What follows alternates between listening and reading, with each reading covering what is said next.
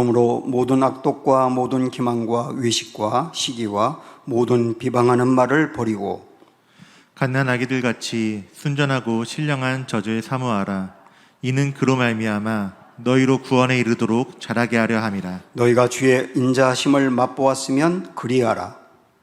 사람에게는 버린 바가 되었으나 하나님께는 택하심을 입은 보배로운 산돌이신 예수께 나아가 너희도 산돌같이 신령한 집으로 세워지고 예수 그리스도로 말미암아 하나님이 기쁘게 받으실 신령한 제사를 드릴 거룩한 제사장이 될지니라.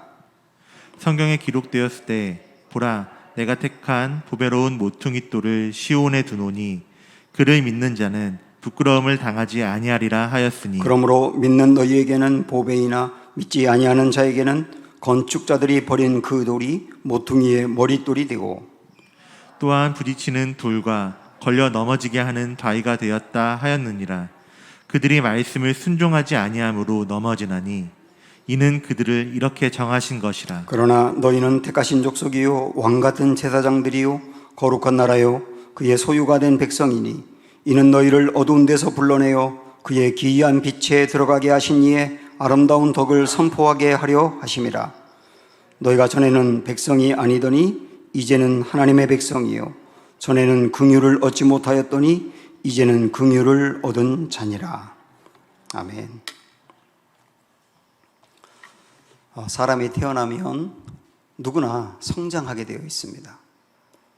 키도 자라고 생각도 자라고 말도 자라게 되어 있죠. 만약에 한 해 한 해 나이를 먹어가는데 성장이 안 되면 우리는 그걸 굉장히 심각하게 여깁니다. 그래서 돈을 많이 들여서라도 어떻게 해서든 치료를 하려고 해요. 왜냐하면 성장 안 하는 것을 방치하면 안 되니까요. 반면 또 성장하는 것을 보면 정말 기쁩니다. 아이가 태어나서 좀 자라 아장아장 걷기 시작하면 부모들은 그걸 보면서 막 좋다고 난리고 자랑하고 그러잖아요. 성장하는 것은 기쁨이 있으니까요.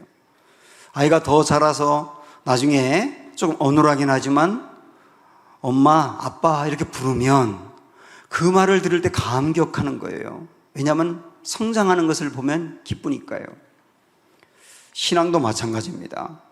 우리가 예수님을 처음 믿는다고 하는 것은 새롭게 태어난 일이거든요. 그 다음에 점점 시간이 가면서 성장해야 되는 거죠. 성장하는 것을 보는 것은 기쁜 일이에요.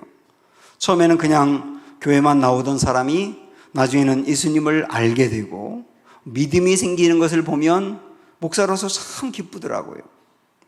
더 성장해서 나중에는 고난이 있어도 애쓰며 이겨내려고 하고 유혹이 있어도 흔들리지만 끝내 이겨나는 것을 보면 우리 교회에 그런 성도가 있다고 자랑하고 싶은 거예요. 성장하는 것을 보면 기쁘니까요. 반면 우리가 새로 태어나서 예수님을 믿는데 시간이 지나도 성장이 멈추어 있다. 그러면 아이가 태어나서 키도 자라지 않고 말도 자라지 않고 생각도 자라지 않을 때 정말 심각하게 여기는 것처럼 신앙이 성장하지 않는 것도 그렇게 여겨야 되는 거잖아요. 고린도 교회는 굉장한 열심도 있었고 방언이나 예언 같은 은사도 많이 받았습니다. 그런데 그 교회에 바울이 편지를 보내서 꾸중하는 내용이 나옵니다.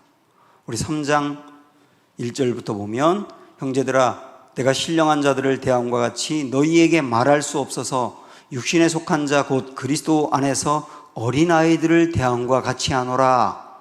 내가 너희를 젖으로 먹이고 밥으로 아니하였노니 이는 너희가 감당하지 못하였음 이거니와 지금도 못하리라. 고린도 교회 교인들은 예수님을 믿은 지 꽤나 시간이 흘렀는데도 불구하고 바울이 볼 때 어린아이 같다는 거예요. 그래서 그들을 대할 때 어린아이 같이 대했답니다. 어린아이 같이 대해서 젖으로 먹이고 밥으로 먹이지 않았다 그렇게 나오거든요. 젖과 밥이 어떤 차이가 있습니까? 갓난아기들은 젖을 먹어야 돼요. 밥을 먹으면 소화를 못 시킵니다. 성도들 중에서도 젖을 먹어야 소화하는 사람들이 있어요. 예를 들어서 말씀을 들을 때 위로의 말씀, 용기를 주는 말씀, 소망행을 주는 그런 말씀을 들으면 소화를 잘 시킵니다. 은혜 받고요.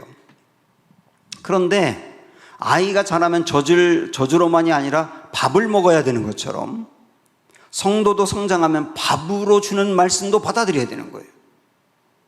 예를 들어서 헌신해라, 순종해라, 사랑해라, 나누어라, 죄를 끊어내라, 이런 말씀들은 밥과 같은 말씀인 거예요.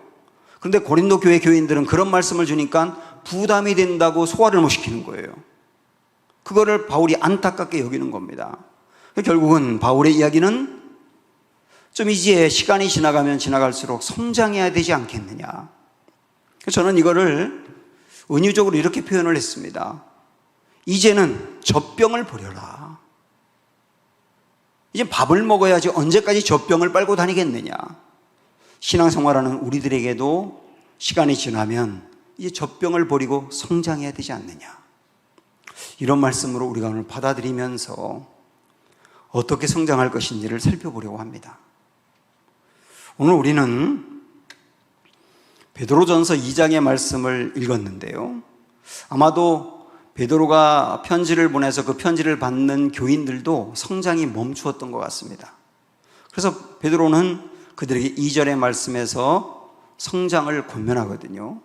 갓난 아기들 같이 순전하고 신령한 젖을 사모하라. 이는 그로 말미암아 너희로 구원에 이르도록 자라게 한다. 이렇게 나옵니다. 자, 여기 보면 구원에 이르도록 자라라 그렇게 말씀하고 있는데, 이미 우린 구원 받았는데 또 구원에 이르도록 자라야 되는 겁니까? 우리가 받는 구원이라고 하는 것은 시제로 볼 때 세 가지가 있어요. 먼저 완료라는 게 있고요. 이미 구원이 과거에 완성된 것이고, 또 진행이라고 하는 게 있습니다. 현재 이 구원을 이루어가는 것이고요. 그 다음에 완성이라는 게 있어요. 미래의 하나님의 나라에서 구원이 완벽하게 이루어지는 거죠. 우리가 십자가를 통하여 구원을 받습니다. 내가 예수님을 믿으면 구원이 확정이 됩니다. 확정이 됐다는 말은 우리는 틀림없이 천국에 간다는 뜻이에요. 이거는 변함없는 사실이고, 우리가 구원을 받으면 취소가 되지 않습니다. 예수님께서 십자가에 못 박혀 돌아가실 때 마지막에 다 이루었다 그랬거든요. 다 이루었다. 주님이 다 구원을 이루었다라고 했기 때문에 이 구원은 절대로 취소가 안 됩니다. 그러나 이미 구원이 과거에 확정이 되었지만, 천국 갈 사람이 된 건 맞지만 그렇다고 그 자리에 멈추어 있는 게 아니라 여전히 우리는 성장을 해야 되거든요.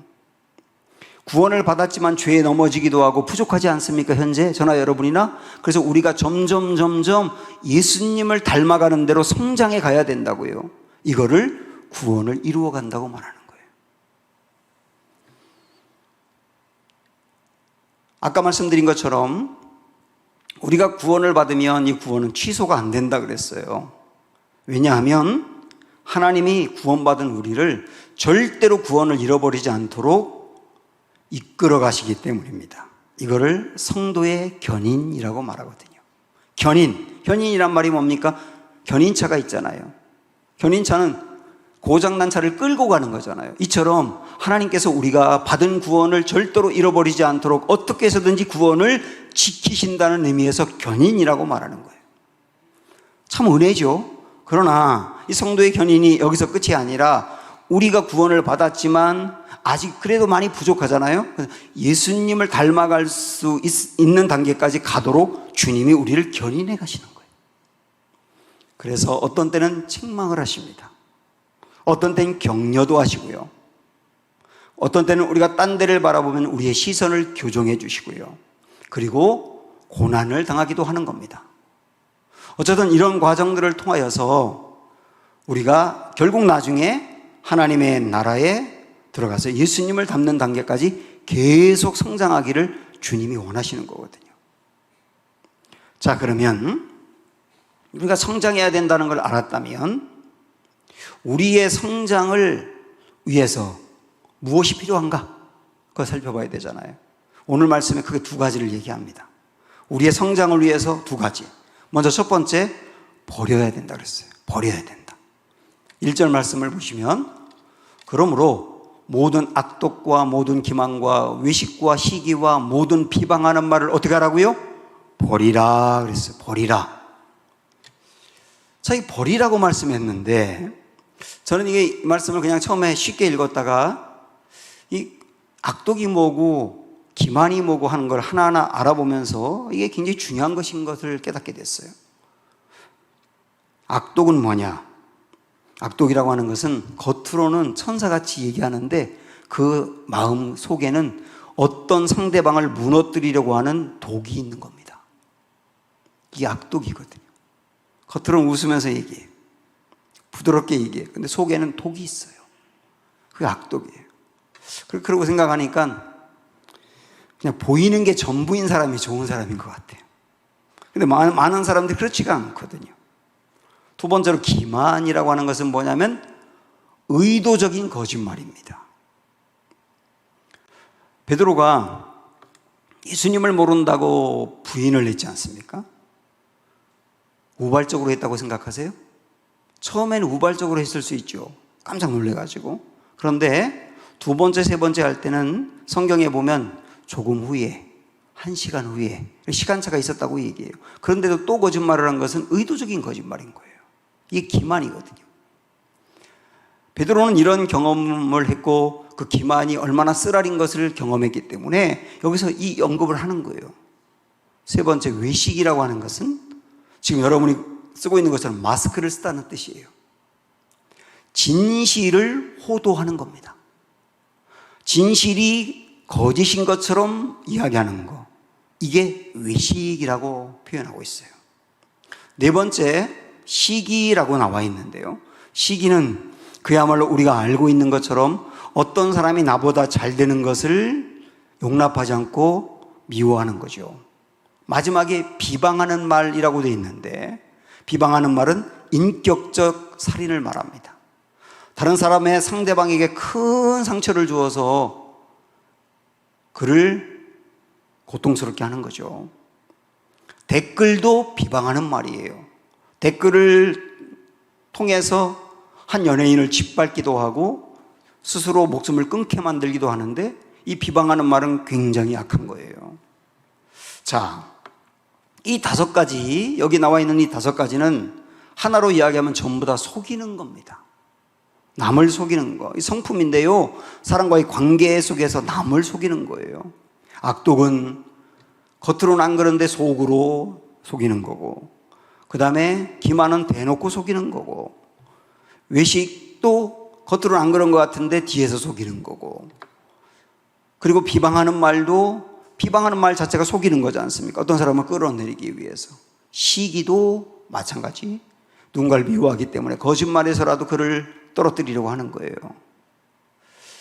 제가 이걸 가만히 생각을 하니까 이런 5가지 악한 그 습성들, 성품들은 왜 생길까? 왜 생기느냐면 내가 의롭다고 여기고 어떤 그 사람보다 내가 낫다고 여기는 데서 생기더라고요. 시기심 하나만 놓고 보더라도 여러분, 시기심이 왜 생기던가요? 저 사람이 나보다 못했다고 생각했어요. 내가 저 사람보다 낫다고 생각했어요. 그리고 저 사람보다 내가 더 의롭다고 생각했어요. 그런데 나보다 못하다고 생각했던 그 사람이 나보다 좋은 평가를 받고 잘 나가고 또 의로운 일을 했을 때 그때 시기심이 나는 거거든요. 회사에서 대리가 사장을 보고 시기하진 않아요. 같은 대리와 자기보다 직급이 낮은 사람을 보고 시기합니다. 제가 굉장히 큰 교회 목사님을 보고 시기하지 않아요. 그런데 제 친구들이나 저와 비슷한 교회 목사들 보면서 시기심이 생기더라고요. 비슷한 레벨에서 라이벌이라고 생각했던 그 사람이 내가 그 사람보다 그래도 좀 낫다고 생각했는데 그가 나보다 잘 나갈 때 생기는 게 시기심이라고요. 이런 시기심을 갖게 되면 이 시기심은 나머지 여기 나와 있는 4가지의 그 마음을 생산해냅니다. 시기심을 갖게 되면 그 사람이 싫기 때문에 그에 대해서 의도적으로 거짓말을 해요. 외식하고요. 비방하는 말을 하고요. 겉으로 그렇게 하면 자존심 상하니까 겉으로는 안 그런 것처럼 하면서 뒤에서 그 사람에 대해서 깎아내리고요. 그게 악독이라고 했지 않습니까? 사울왕이 다윗을 시기했거든요.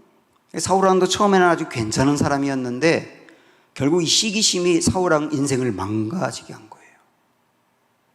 시기심이라고 하는 것은 관계를 깨게 돼 있고, 그리고 나 자신을 이상한 사람으로 만들고, 심지어는 신앙도 무너뜨리기도 하고, 그리고 그런 나 자신이 미워서 자책을 하는데 고칠 수가 없어서 더 괴롭고, 시기심을 포함한 이 5가지 이런 습성들은 우리를 굉장히 괴롭히고 우리의 신앙을 방해하는 게 확실합니다. 자, 그러면 이런 것들을 어떻게 버릴 수 있을까? 어떻게 버릴 수 있을까요? 결심하면 됩니까? 사울이 다윗을 보고 시기하고 미워하다가 수도 없이 후회를 합니다. 자기가 미워한 거에 대해서 후회하고 시기하는 거에 대해서 후회합니다. 그리고요, 다윗에게 내가 잘못했다고 용서해달라고 사과도 여러 번 합니다. 그런데 또 뒤에 돌아가면 괴물이 되는 거예요. 저는 그걸 보면서 이 5가지 이런 마음들, 특별히 시기심 같은 거, 이거 결심으로 안 된다는 것을 알게 됐어요. 그럼 어떻게 버릴 수 있을까요? 오늘 말씀은 이런 걸 버릴 수 있는 2가지 길을 얘기합니다. 2가지 길. 그 중에 첫 번째가 말씀을 사모하라예요. 2절 보시면 갓난아기들 같이 순전하고 신령한 젖을 사모하라 이랬습니다. 이 말씀이 1절과 이어서 나오지 않습니까? 여기에 순전하고 신령한 젖은 뭐냐면 말씀입니다. 그래서 이걸 말씀을 사모하라 이렇게 여러분 이해하시면 돼요. 그러니까 사모한다라고 하는 말은 내 마음의 갈구와 욕망을 다른 데로 흘러가게 하는 거거든요. 말씀을 사모하는 것으로 흘러가게 하는 거예요. 그런데 이 말씀을 어느 정도로 사모하느냐? 갓난 아기들 같이 사모하라 그랬어요. 여러분도 갓난 아기들 이제 이렇게 보셨지만, 갓난 아기들이 엄마 젖을 빨 때 보면 필사적으로 빨잖아요. 땀을 뻘뻘 흘립니다. 그 연약한 아이들이. 그러면서 엄마 젖을 빨아요. 그거 먹어야 걔가 살거든요. 우리가 하나님의 말씀을 사모하는 것을 그렇게 하라 그랬어요. 갓난 아기들이 엄마의 젖을 사모하고 그렇게 땀을 뻘뻘 흘리면서 엄마 젖을 원하는 것처럼 그렇게 말씀을 사모해라. 그렇게 말씀하고 있는 겁니다. 사실 여기 5가지 이런 나쁜 것들을 버리는 것을 포함해서 우리가 가지고 있는 잘못된 습성이라든지 이런 것을 버리는 것, 어떻게 버릴 수 있을까 할 때 이런 비유를 여러분 드는 거 많이 보셨을 거예요. 예를 들어서 여기 컵이 있는데 이 컵 안에 나쁜 이물질들이 쌓여 있다고 생각을 해보세요. 이걸 어떻게 버릴 수 있을까요? 이물질들을? 이거를 이렇게 파냅니까? 숟가락으로 파냅니까? 어느 정도는 이건 이물질을 없앨 수 있지만 남아있잖아요. 이 이물질을 없애는 좋은 방법, 좋은 물을 집어넣는 겁니다. 여기에 계속 좋은 물들을 계속 넣으면 이물들이 들어가는 것만큼 이물질이 점점 나가다가 나중에 깨끗한 물로 정화가 되는 거잖아요. 내 안에 있는 잘못된 습성을 없애는 것도 파내는 게 아니라 넣는 겁니다. 좋은 것을 넣는 거예요. 가장 좋은 것은 하나님의 말씀이에요. 하나님의 말씀은 곧 하나님과 같은 거예요. 제가 여러분에게 말씀을 전하면 제 말은 곧 저와 같은 거잖아요. 하나님의 말씀도 하나님과 같은 거예요. 그래서 하나님의 말씀을 우리가 이 안으로 계속 넣으면 넣을수록 하나님이 내 안에 쌓여가는 것 같은 거예요. 그래서 나중에는 하나님의 마음과 하나님의 성품이 나오게 돼 있는 겁니다. 그래서 이걸 없애려고 결심하고 노력하는 게 아니라 하나님의 말씀이 내 안에 충만해질 때 이 안에서 나쁜 것들이 나가는 거다. 그렇게 없애는 거다라고 말씀해 주는 겁니다. 사랑하는 여러분, 성경 말씀을, 이 하나님의 말씀을 간식 정도로 삼지 말고 주식으로 삼아 보십시오. 간식은 그렇지 않아요. 다이어트 하겠다고 간식으로만 먹으면 야채 먹은 다음에 과일 먹은 다음에 배가 헛헛해서 또 다른 간식 먹고 그러다 나중에 밥을 먹어. 결국은 간식으로는 우리 배가 채워지지 않는다는 얘기예요. 그러나 주식을 먹어보세요. 밥이라든지 빵을 먹으면 배가 채워져서 다른 게 필요가 없는 거예요. 우리가 하나님의 말씀을 간식처럼 가끔 원할 때마다 땡길 때마다 먹는 정도가 아니라 정말 이 말씀을 여러분의 주식으로 삼아 보십시오. 그때 이 말씀이 내 안에 쌓여가는 것만큼 내 안에 있는 나쁜 것들이 사라지는 것을 경험하실 거예요. 이게 첫 번째입니다. 또 하나가 있어요. 두 번째. 3절 보시면 주의 인자하심을 맛보라 그랬습니다. 너희가 주의 인자하심을 맛보았으면 그리하라 그렇게 나오거든요.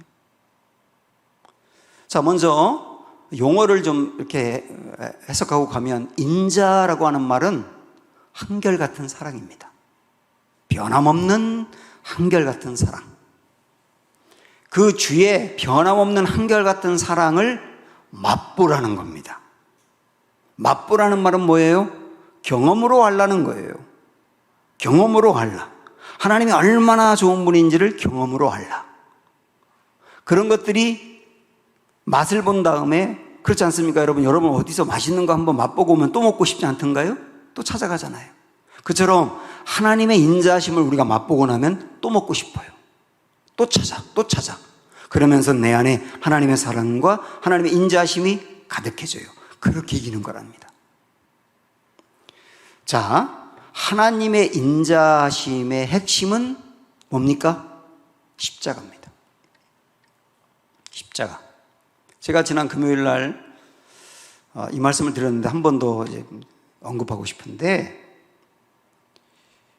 우리가 십자가를 만나면, 다르게 말하면 복음을 만나면 두 가지를 확실하게 깨닫게 돼요. 하나는 내가 얼마나 심각한 죄인인지, 내가 생각했던 것보다 훨씬 더 심각한 죄인이라는 것을 깨닫게 됩니다. 두 번째는 그럼에도 불구하고 내가 기대하는 것보다 훨씬 더 하나님의 사랑을 받고 있다는 것을 깨닫게 돼요. 내가 얼마나 심각한 죄인인지를 어떻게 깨닫느냐면, 나의 죄는 예수님이 십자가에서 죽어야 될 정도로 크다는 걸 깨닫게 되는 거예요. 그동안은 그래도 좀 괜찮은 사람인 줄 알았는데 정말 십자가와 복음을 깨닫게 되면 내 죄라고 하는 것은 예수님이 십자가에서 죽어야 할 만큼 심각한 거였다. 정말 그걸 깨닫게 되거든요. 또 하나, 그럼에도 불구하고 이 심각한 나를 대신해서 예수님이 죽으실 정도로 나를 사랑한다. 대신 죽을 정도로 사랑하는 이보다 큰 사랑이 있을 수 없지요. 내가 그런 사랑을 받고 있다는 것을 깨닫게 되는 거예요. 두 가지를 같이 깨닫게 됩니다. 내가 정말 심각한 죄인이라고 하는 것을 깨닫는 사람은 교만할 수가 없어요. 겸손하게 돼 있습니다. 겸손하게 돼 있다고요. 그래서 내가 정말 그런 심각한 죄인이라고 하는 것을 깨달을 때 내가 다른 사람보다 낫다고 생각하지 않습니다. 아까 제가 앞에서 시기심이 왜 생긴다 그랬죠? 내가 저 사람보다 더 낫다, 내가 더 옳다고 생각할 때 시기심이 생긴다 그랬는데, 복음을 정말 알고 십자가를 정말 알고 나면 내가 저 사람보다 나을 게 없다고 생각이 들어요. 근데 무슨 시기심이 생기겠어요? 나을 게 없는 사람이라는 걸 깨닫게 됩니다. 내가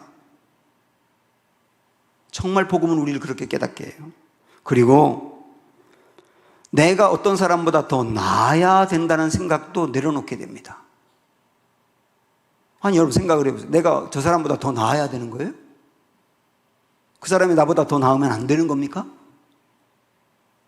복음을 알게 되면 내가 하나님으로부터 어마어마한 사랑을 받고 있는 사람이라는 걸 정말 깨닫게 되면 저 사람이 나보다 더 나아도 상관없어요. 주님의 이 사랑이 나를 든든히 시켜주어서 정말 내가 담대하게 되거든요. 이 우리 안에 있는 잘못된 것들, 나쁜 것들을 버리는 거, 복음으로 버릴 수 있구나. 정말 주님의 십자가의 그 은혜와 사랑, 인자하심을 알 때, 그리고 그 은혜에 감격할 때 버릴 수 있는 거구나. 이런 걸 우리에게 보여주는 말씀인 거예요. 다윗 생각이 납니다. 다윗이 사울에게 쫓겨다니다가 더 이상 도망 다닐 데가 없고 너무 지쳐서 블레셋 아비멜렉이라고 하는 왕에게 망명을 갑니다. 그 아비멜렉은 되게 좋아했어요. 그런데 그 왕의 신하들은 야, 다윗이 누구냐? 골리앗을 죽인 사람인데, 그리고 앞으로 왕이 될 사람인데 이 사람이 우리나라에 왜 망명을 왔겠느냐? 망명이 아니라 염탐하러 온 거다. 그래가지고 왕에게 이 사람 빨리 죽여야 된다고 그렇게 얘기하니까 왕도 그래야 된다고 생각을 했어요. 다윗의 인생에 정말 큰 위기가 찾아온 거예요. 이 위기를 어떻게 극복할 수 있을까요? 다윗에게 순간적으로 지혜가 임합니다. 그래서 다윗이 미친 사람처럼 침을 제일제일 흘리면서 뭐 이상한 소리를 해요. 그러니까 그 왕이 야, 이 나라에 미친놈이 부족해가지고 저놈이 왔냐? 저 미친놈 내보내라. 그러니까 추방이 된 거예요. 그래서 살았어요. 이 놀라운 하나님의 은혜를 경험하고 난 다음에 그가 시편 34편을 썼어요. 8절 보면 이 말씀이 나옵니다. 너희는 여호와의 선하심을 맛보아 알지어다. 그에게 피하는 자는 복이 있도다. 내가 여호와의 선하심을 맛보았다. 하나님이 얼마나 나를 사랑하고 나를 절대로 놓지 않고 붙들고 있는지 맛보았다. 이거 맛보니까 하나님에게 기대는 것만큼 복이 없다. 이걸 깨달은 거예요. 여호와에게 맛보는 사람 그렇게 된다는 거예요. 사랑을 맛보는 사람. 그래서 이스라엘로 돌아오고 난 다음에 여전히 사울이 자기를 죽이려고 하지만 그 두려움은 있을 수 있지만 그러나 거기서 버틸 수 있는 힘이 생긴 거예요. 여호와의 인자하심을 맛보니까요. 우리가 살 수 있는 힘, 우리가 뭔가 잘못된 것을 버릴 수 있는 힘, 여호와의 인자하심입니다. 이거는 아무리 폭식해도 좋은 거예요. 과식해도 좋은 거예요. 지금까지 우리가 젖병을 집어던지고 성장하기 위해서 첫 번째 버려야 된다. 그리고 어떻게 버릴 수 있는가 그 말씀을 드렸죠. 그런데 두 번째, 이번에 우리가 성장하려면 어떻게 해야 될까? 큰 두 번째를 보면 예수님께 나아가라 그랬습니다. 예수님께 나아가라. 4절 말씀을 보면 사람에게는 버림바가 되었으나 하나님께는 택하심을 입은 보배로운 산돌이신 예수께 나아가 이랬거든요. 예수께 나아가. 그런데 예수께 나아가 그 말은 좀 추상적이잖아요.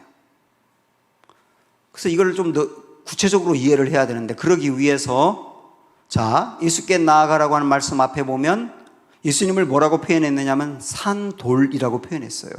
돌로 표현했습니다. 산돌. 영어 성경에 보면 The Living Cornerstone 이렇게 표현되어 있습니다. 이게 모퉁이 돌이라는 뜻이거든요. 그래서 이 산돌을 6절에서는 모퉁이 돌이라고 표현하네요. 6절 보세요 한번. 성경에 기록되었을 때 보라 내가 택한 보배로운 모퉁이 돌을 시온에 두노니 그를 믿는 자는 부끄러움을 당하지 아니하리라 하였으니 여기 보면 모퉁이 돌이라고 예수님을 표현합니다. 그리고 여러분 성경에 한번 7절 보시면 맨 끝에 뭐라고 되어 있냐면 머릿돌이라고 표현했어요. 그러니까 정리하면 예수님을 산돌, 모퉁이돌, 머릿돌 다 똑같은 말로 표현하고 있는 겁니다. 다 예수님을 말하거든요. 우리는 이렇게 건물을 지으면 건물을 다 지은 다음에 마지막에 머릿돌을 세웁니다. 그렇게 하죠. 그런데 이스라엘은 그러지 않고 머릿돌부터 건물이 시작되고 머릿돌에서 끝납니다. 자, 예를 들어서 여기 머릿돌이라고 하면 이 머릿돌을 잘 골라야 됩니다. 아주 든든한 거로. 그 머릿돌을 한 코너에 두고 여기서부터 머릿돌을 중심으로 건물이 이렇게 연결되어 갑니다. 거의 대부분 동그랗게 졌었다 그래요. 이렇게 연결되어서 이렇게 다 연결된 다음에 여기서 끝나면 건물이 끝나는 거예요. 그래서 이 건물이 튼튼하냐 오래 가느냐를 결정하는 것은 모퉁이 돌이 뭐냐예요. 산돌, 모퉁이돌, 머릿돌. 근데 그분이 예수님이라고 말씀하고 있는 거예요. 자, 그래서 이렇게 여러분 아셨다면 정리할 수 있어요. 아까 성장하기 위해서 우리가 예수님께 나아가자 그랬지 않습니까? 예수님께 나아간다는 말이 뭐냐? 예수님께 나아가라고 하는 말은 예수님을 우리 인생의 머릿돌로 삼으라 그 말이에요. 예수님을 우리 인생의 머릿돌로 삼으라. 그게 예수님께 나아가는 것이며 성장하는 길이란 뜻입니다. 예수님을 머릿돌로 삼으라라고 하는 말은 다르게 말한다면 예수님을 내 인생의 기초로 삼으라 그 얘기죠. 집을 지을 때 기초가 머릿돌이니까요. 우리 인생을 하나의 집을 짓는 거라고 한다면 내 인생의 집의 기초를 예수님께 두어야 된다는 뜻이에요. 그러고 생각을 하니까 내 인생의 기초를 예수님께 두라고 하는 말도 또 추상적이네. 구체적으로 말하면 뭘까요? 내 인생의 기초를 예수님께 둔다고 하는 말은 예수님이 나를 위해서 해주신 일을 어떤 순간이든지 꽉 붙잡는다는 뜻이에요.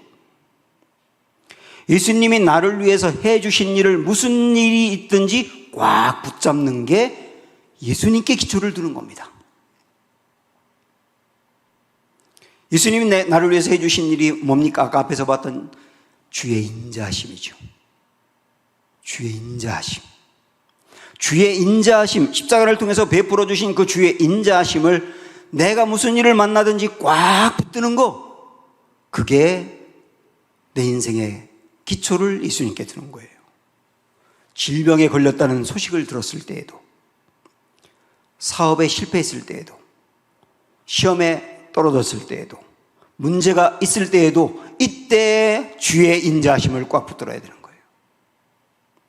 반대로 내 일이 잘 풀릴 때에도, 합격을 했을 때에도, 승승장구할 때에도, 문제가 해결됐을 때에도 주의 인자심을 꽉 붙드는 거예요. 그렇게 되면 교만하지도 않고 실망하지도 않습니다. 잘 될 때에도 교만하지 않고 주님의 은혜니까, 안 될 때에도 낭망하지 않아요. 왜? 주님이 나를 붙들고 있으니까. 이렇게 살아가는 게 내 인생의 기초를 예수님께 두는 것이구나 하는 것을 알게 됩니다. 그래서 5절의 말씀을 보면 이렇게 표현합니다. 너희도 산돌같이 신령한 집으로 세워지고, 이렇게 되어 있는데요, 4절에서도 산돌이 나왔었죠. 예수님을 산돌이라고 했었지 않습니까? 근데 4절에 예수님 산돌은 영어로 The Living Cornerstone이라고 표현했는데, 여기 5절에 있는 산돌은 Living Stones라고 표현하고 있어요. 복수로 표현하고 있다고요. 그러니까 이게 무슨 말일까 생각을 해봤더니, 산돌, 모퉁이돌이 되시는 예수님을 기초로 딱 삼고, 그 다음에 내가 건물을 지어가는 벽, 또 하나의 벽, 또 하나의 벽돌, 그렇게 지어져 가는 인생이구나. 예수님을 기초로 삼고, 기초로 삼은 다음에 내 인생이 그렇게 하나하나 지어져 가는 거구나. 이걸 말씀하고 있는 겁니다. 자, 그래서 예수님을 내 인생의 기초로 삼았다고 하면, 그러면 우리는 예수님을 닮아서 예수님같이 성장하게 되어 있습니다. 그래서 예수님같이 되어가는 거예요. 그래서 여기에 5절의 뒷부분 말씀을 보시면 두 번째 줄부터 보세요. 예수 그리스도로 말미암아 하나님이 기쁘게 받으실 신령한 제사를 드릴 거룩한 제사장이 될지니라. 누구에게요? 우리에게요. 거룩한 제사장이 될지니라. 이렇게 말씀하고 있습니다. 9절에서도 여러 가지 우리의 신부를 이야기하면서 그 유명한 왕 같은 제사장이라고 하는 말을 하고 있어요. 원래 제사장은 예수님입니다.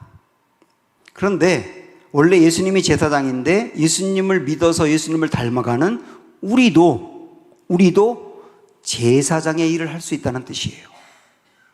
그러면 제사장의 일이 뭘까요? 요즘 우리 부목사님이 수요일날 저녁 예배 때 베드로전서 강해를 하는데, 여러분도 들어보시기 바랍니다. 굉장히 은혜롭게 잘 전하고 있는데, 바로 요 부분, 제사장에 대해서, 제사장이 누구냐라고 하는 대목에서 이렇게 해석을 하는데 제가 퍽 마음에 와닿았어요. 제사장이 누구냐? 다리 놓는 사람이다. 맞습니다. 제사장이 누구라고요? 다리 놓는 사람이라고요. 예수님이 제사장이지 않습니까? 죄인인 우리와 하나님 사이에 다리를 놓으셨어요. 십자가로 다리를 놓아서 우리가 하나님께로 갈 수 있는 길을 열어주셨어요. 그래서 하나님의 사랑을 받고 용서를 받고 은혜를 받고 선물을 받을 수 있게 되었어요. 예수님은 누굽니까? 다리 놓으신 분이에요. 그런데 우리에게도, 예수님을 닮은 우리에게도 너희도 제사장이야 그랬어요. 그래서 우리도 다리 놓는 사람이 될 수 있다는 거예요. 너희는 제사장이야. 우리 그런 말 좋아하지 않습니까? 나는 제사장이야. 당신도 제사장입니다. 축복합니다. 제사장입니다. 그 말은 우리의 자화상을 건강하게 붙들라고, 나는 제사장이니까 여러분 당당하세요, 그런 의미로만 준 게 아니라, 우리가 제사장이라고 하는 말은 다리 놓는 사람이 되라고 하는 주님의 말씀인 거예요. 그래서 제사장으로서 우리는 앞으로 다리를 놓는 사람이 될 수 있습니다. 교회를 나오지만 아직까지 하나님의 인자심이 얼마나 좋은지를 맛보지 못한 사람에게 여러분 다리 놓는 사람이 될 수 있어요. 하나님이 존재하는 것을 아직까지 인정하지 않는 여러분 주위의 사람들을 위해서 기도하고 전도함으로 다리 놓는 사람이 될 수 있어요. 여러분이 가지고 있는 것을 많은 사람에게 나누어 줌으로 그걸 받는 사람이 하나님의 사랑을 알게 된다면 우리는 다리 놓는 사람이 될 수 있습니다. 아까 광고했지만 우리 교회에서 이번 코로나 때 좀 힘들고 이렇게 함께 협력하고 싶은 분들에게 사랑을 나누었는데, 어제 필리핀의 한 자매 만나서 그 마음을 전해줬어요. 제가 뭐라고 그랬냐면, 이걸 왜 저한테 주세요라고 하는 그 표현을 하더라고요. 그때 제가, 우리 가족이잖아요.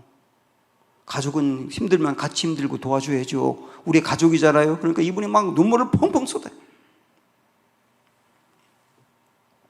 하나님의 사랑을 내가 나누었을 때 그 사랑을 받는 사람은 하나님을 알게 되는 거예요. 그때 우리는 다리 놓는 사람이 된 거예요.